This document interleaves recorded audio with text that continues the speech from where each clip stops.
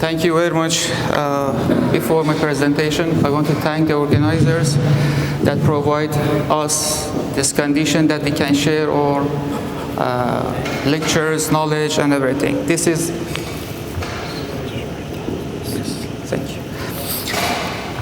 My name is محتشمي. I'm an assistant professor from the University of ندوة, especially in UNESCO chair on Aflaج studies and Archaeohydrology.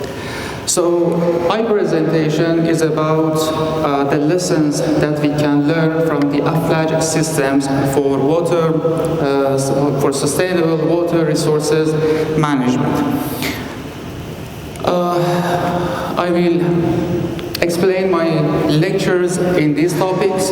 So we have an introduction to the Aflaج first, and then I will give you an explanation about the history of the Aflaج, and then I will tell you about the elements inside the Aflaج, the dimensions, and then we have some concepts like sustainability of the Aflaج and the challenges we may face in the sustainability of the Aflaج, and then I will tell you the best practice how we can protect the Aflaج systems. So, you know that Aflaج are the most important groundwater resources in Oman. Almost we have 4,112 Aflaج systems here in this country. And you know that we have three types of Aflaج.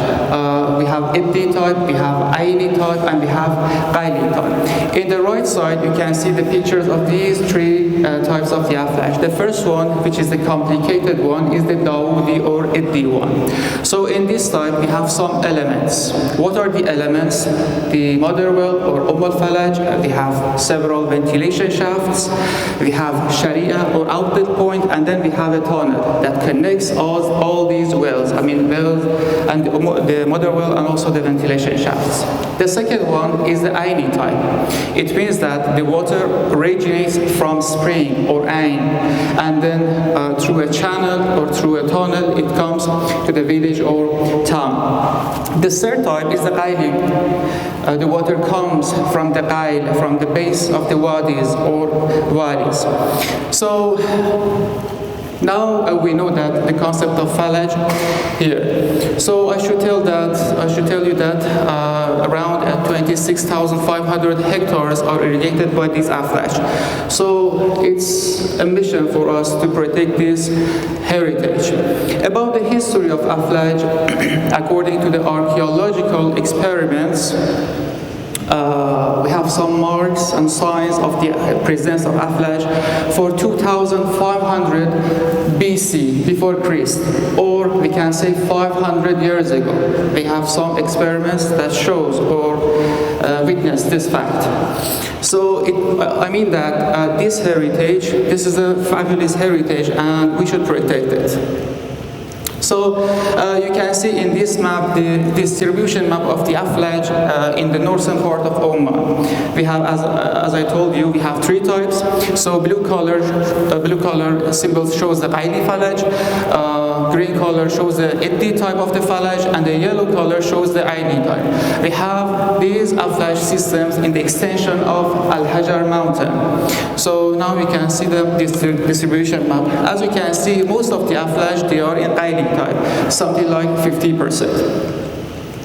Also, the Aflaج systems, they are not only in Oman. We have a distribution map of Aflaج in all around the world. So I started from the eastern hemisphere. You can see from the western part of China, we have Aflaج systems, and then we have Aflaج systems in Afghanistan, in Pakistan, Iran, north of Oman, Saudi Arabia, Yemen, and then in south of Africa, in the Egypt, Misr, Libya, Tunisia, Algeria, and also Morocco. In the southern part of Europe, Spain, and also Italy, we have also Aflaج systems. So as you can see, in the arid and semi-arid regions, we have Aflaج systems.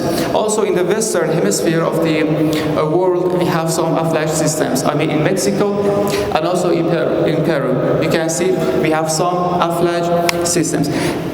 One mutual thing between these countries is the climate, is the arid and semi-arid climate that they have. Another important thing that I want to mention is the model that we can illustrate for the phallage. We have 6 spheres around the phallage, So I want to tell you what are the spheres, and the most important thing is the yellow one, and I will explain. So you can see the phallage. I mean, the purple line shows the tunnel, and the black symbol shows the mother well, and at the end, the triangle shows the Sharia point or outlet point. So the first sphere surrounded the Sharia point. We call it public place. It means that people can come and they withdraw water for drinking purposes. After this sphere, we have the second sphere, or Hara, or the residential area. Houses and buildings, they are constructed in this area. For example, mosques, forts, baths, etc. And after this sphere, we have the third sphere, which belongs to date palm trees. Date palm trees or permanent cultivation lands, because 70% of the agricultural land in the villages, they are covered of date palm trees. After palm trees, the jungle of palm trees, we have the fourth sphere, or awabi, or farmlands. This sphere is really important for us. Why? Because you can see the boundary of this sphere is dotted, is not fixed. It is dynamic. It can be changed, and it is dependent to the flow rate of the phallage. What I mean? If the flow rate of the phallage is high, so the farmers, they understand that they can expand this boundary, so it will be expanded. And if the flow rate of the phallage is low, so this boundary will shrink, and then it will be, the area of this boundary will reduce. And after that, we have another sphere that shows the pastures. This actually sphere is used for the feeding animals, grazing animals, and then at the end we have this, sphere number 6, which shows the hydrological boundary of the phallage. So, if I want to explain it on the phallage al-Khatmain, in the first circle, the black one, you can see the Sharia point. After this, we have the residential area, or Hara, and after that, we have agricultural lands. So, starting from the date palm trees, and after that, at the end, we have the awabi, or farmlands, and after that we have pasture. So you can see the spheres around the phallage. I told you about the awabi. Awabi is really important. So it depends again on the flow rate. So keep in mind this fact, and then I will tell you. Also in another phallage, you can see the awabi, or the farmlands. So I can see that phallage is a common pool resource, and it harmonizes among 3 elements: technology, nature, and human. What does it mean? You can use or you can construct the phallage based on the engineering technology. For example, for finding the location of the mother well, for finding the location of ventilation shafts, for calculation the slope of the tunnel, for calculation the height difference between 2 shafts or 2 wells. So you use the engineering technology. This is about the technology element. Human, it means that, the phallage, actually, this is the reason for the appearance of communities and villages and towns. And for the nature, I can say that the phallage is completely compatible with the condition of the environment. So, this is exactly what I told you in the previous session in the spheres number 4, awabi lands. So now we have some questions. How we still have these Aflash systems? Why we are still using these Aflash systems? Why we have a large amount of Aflash, or a numerous amount of Aflash in all around the world? Why they are successful traditional knowledge? All of the answer actually ended to one answer. And what is it? They are sustainable. What does sustainable means? Sustainability in the Aflaج, in the context of Aflaج, it means that they are completely, again, compatible with the environment. Suppose that we have precipitation in upstream, in the higher elevation of mountains.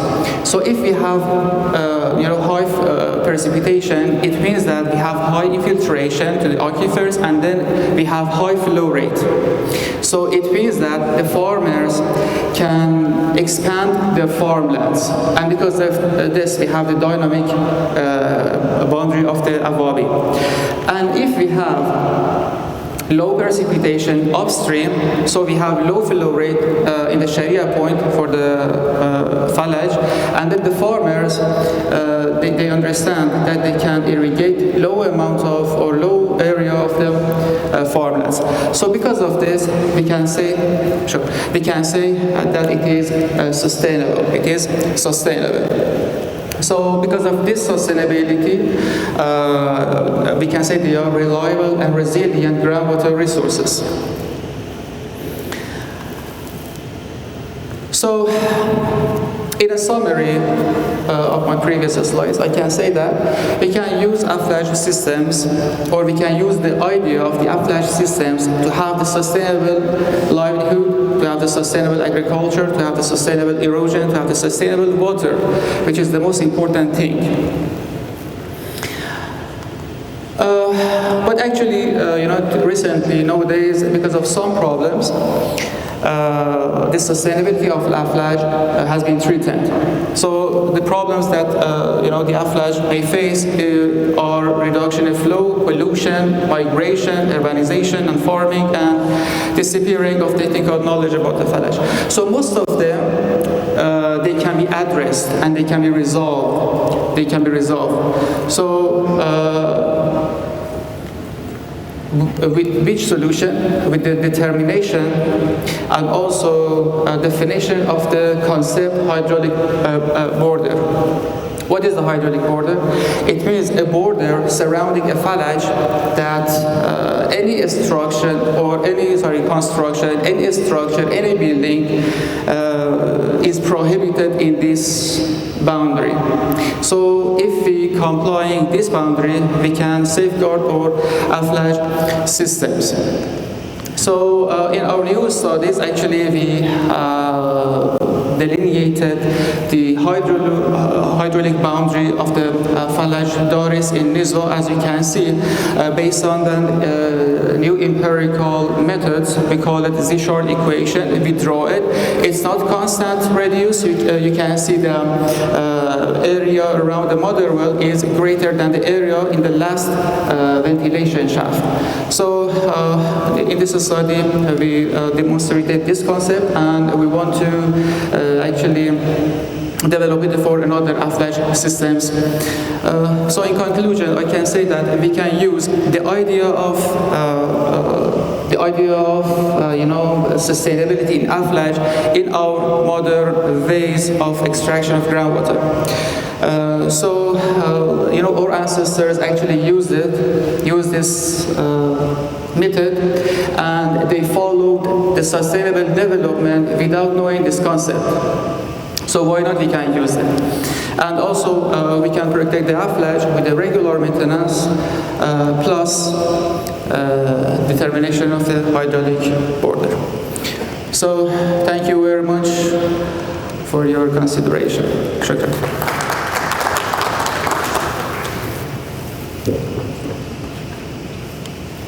Thank you, Dr. Al-Hashimi. I think no question now, but maybe after this.